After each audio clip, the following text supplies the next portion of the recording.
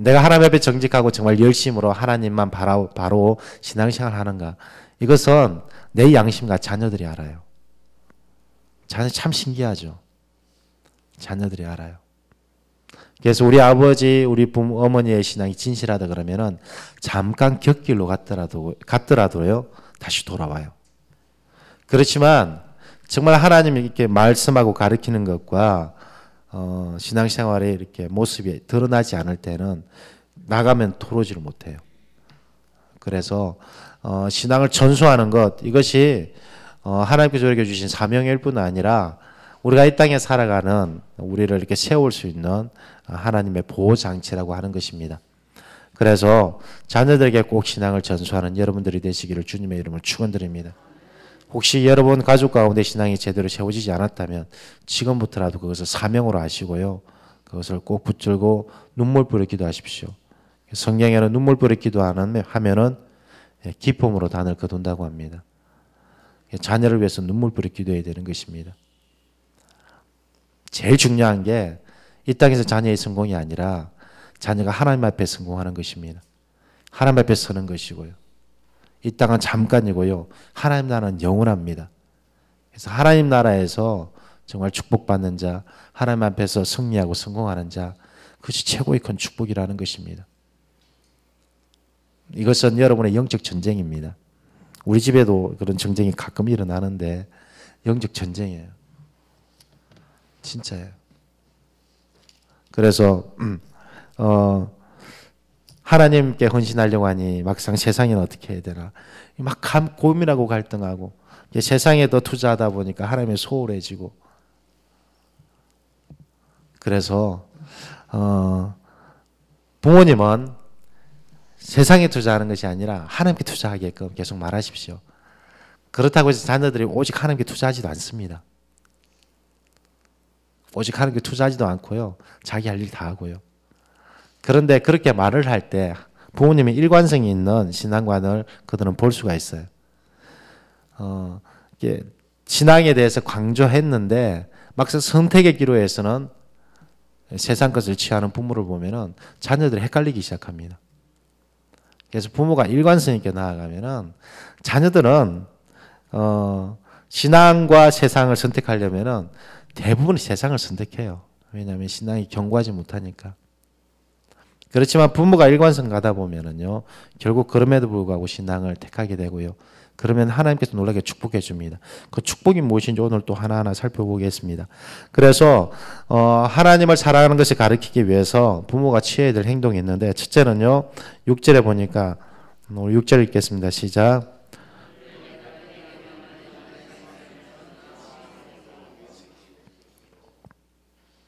예.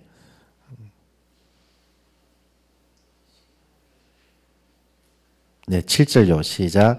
내 자녀에게 부지런히 가르치며 집에 앉았을 때에든지 길을 갈 때에든지 누워 있을 때에든지 일어날 때에든지 이 말씀을 강론할 것이며, 예, 자녀에게 부지런히 가르치라고 합니다. 예, 부모가 취해야 되려면 자녀를 부지런히 가르쳐야 되는 것입니다. 이 가르치다라는 말은 무엇이냐면요, 예리하게 하다.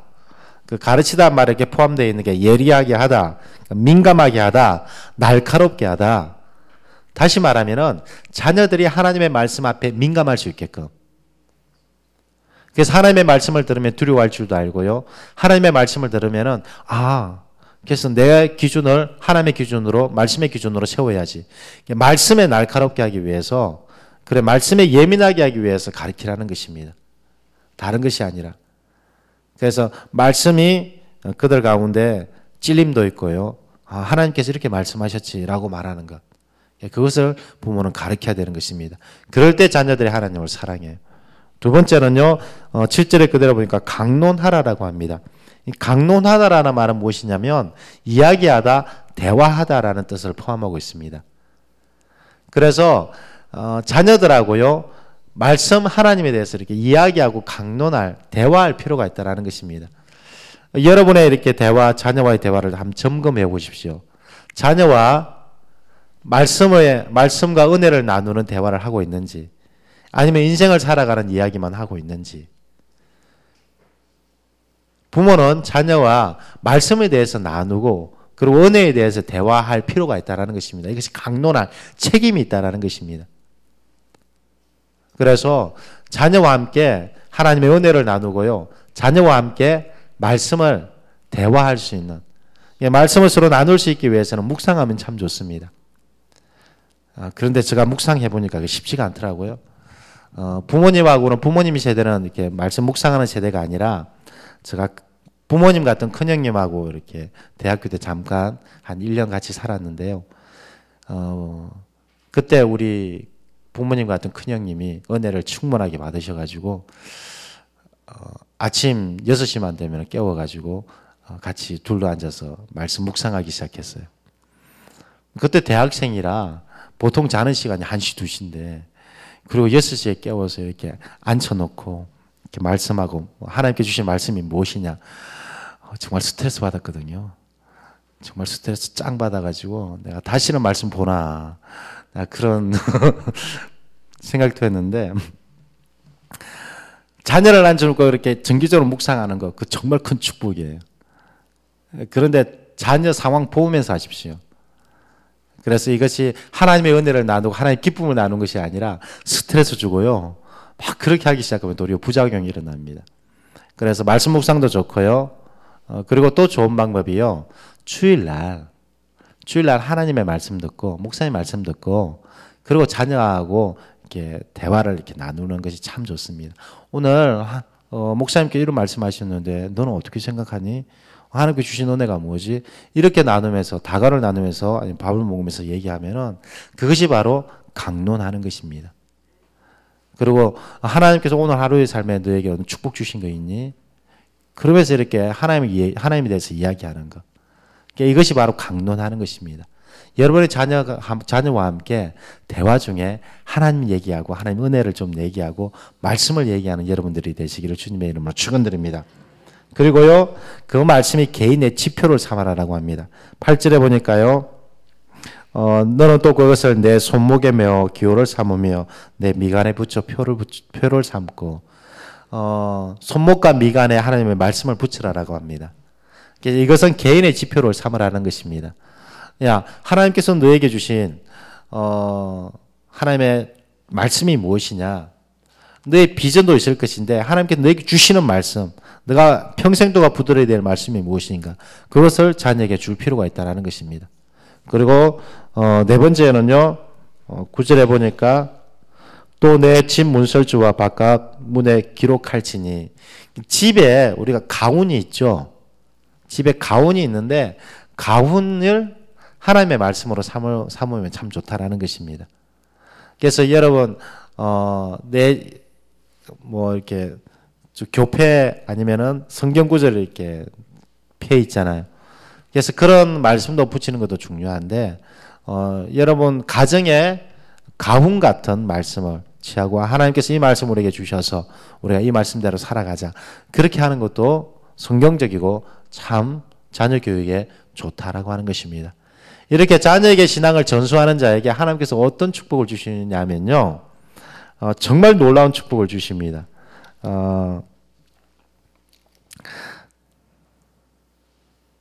10절부터 쭉 축복인데 10절만 안 읽겠습니다. 시작.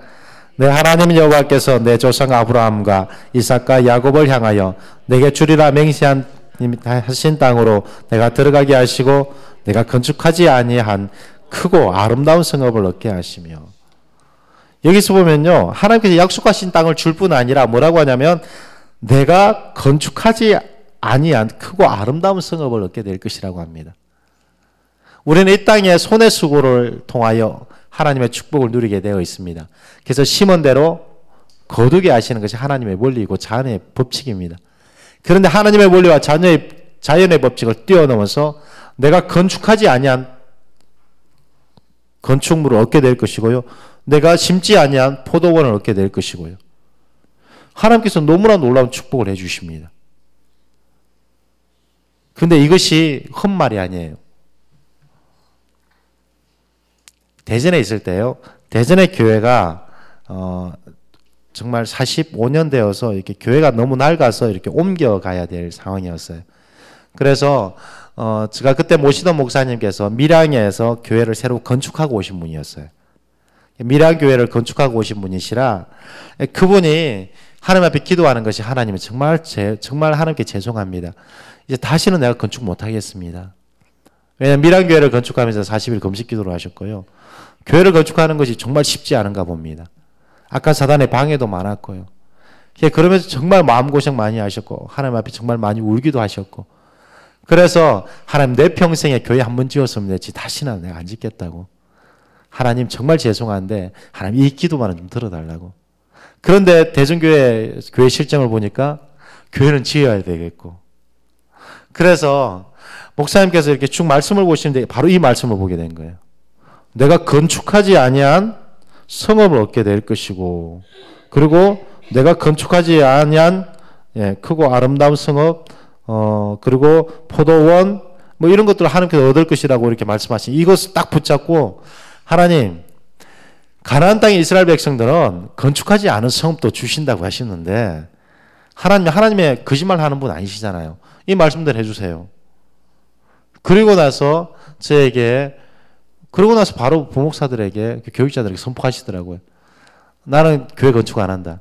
그런데 하나님께서 건축하지 아니한 성읍을 준다고 하셨기 때문에 주실 것이다. 찾아라.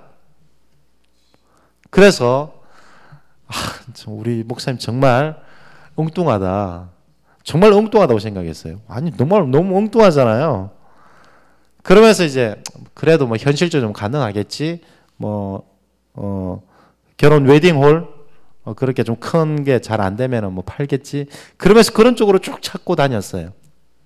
쭉 찾고 다녔는데 그 기도한 지 한 2년인가 3년이 딱 되니까요. 정말 신기하게 우리가 생각하는 웨딩홀 뭐 그런 건물이 아니라 교회가 나와버렸어요. 정말 우리 그 대전교회가 갈 사이즈 더 크고 그 정도의 사이즈 그 재정. 근데 그 교회가 교회 안에 조금 문제가 있어서 교회를 건축하면서 있던 부채를 감당하지 못하고 다른 곳으로 옮겨야 될 상황이었어요. 그 교회가 교인 수는 작은데 너무 무리하게 교회를 건축했던 교회였어요. 그래서 우리 교회가 그것을 사고 대전교회가 사고 그 교회는 그 돈으로 더 좋은 곳으로 조금 규모는 작게 더 좋은 곳으로 가게 됐어요. 하나님께서 둘 다 윈윈하게 하시더라고요. 그러면서 와, 이 말씀 정말 이루어진 것을 보면서 정말 하나님의 말씀은 반드시 이루어지는구나. 정말 하나님의 자녀에게 주는 축복은 반드시 이루어지는구나. 정말 이렇게 교회를 건축하고 정축하기 위해서는 다음 세대를 위한 기도를 참 많이 했습니다. 그 교회는 너무 이렇게 옛날이었고 나가기만 하면은 애들의 안전을 보장하지 못하는 교회였어요. 다음 세대를 위한 교육 공간도 없었고요. 그것을 위해서 그렇게 기도했는데 하나님께 정말 주시더라고요. 여러분 신앙을 전수하십시오. 다음 세대를 위해서 정말 눈물비를 전수하십시오. 그럼 다음 세대는요 여러분의 기도와 여러분의 근신 때문에 정말 그들이 건축하지 아니한 성읍을 얻게 될 것입니다. 하나님의 놀라운 축복 뒤로 자빠져도요 정말 하나님의 축복을 받는 자가 여러분의 자녀가 될 것입니다. 그리고 그 자녀들이 또한 여러분처럼 여러분의 한 행동처럼 그대로 신앙생활을 전수할 것이고요. 그래서 하나님의 나라는 바로 홍황될 것입니다.